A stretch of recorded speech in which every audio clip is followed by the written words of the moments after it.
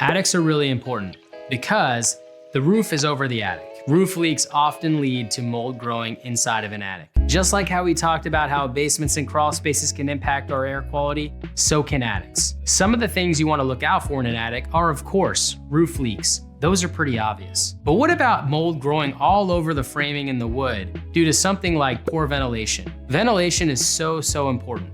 I can't tell you how many clients' homes I've been to that had ventilation that was blocked. Attics are typically hot, and there's cold air blowing through that duct. Now, I don't know if you remember early on in science class, but when hot temperature mixes with cold temperature, it provides condensation. Condensation on ducts and vents can cause mold to grow on the ceilings below. So it's always very important to make sure that everything is very well insulated to keep apart that temperature differential. Now, mold loves insulation. As a matter of fact, if you have a leak, odds are when that mold starts growing and colonizing, it's going to be producing mold spores that are going to get all over the insulation. So it's really important when you are moving forward with remediation of an attic, do not leave that insulation behind. Replace all of it.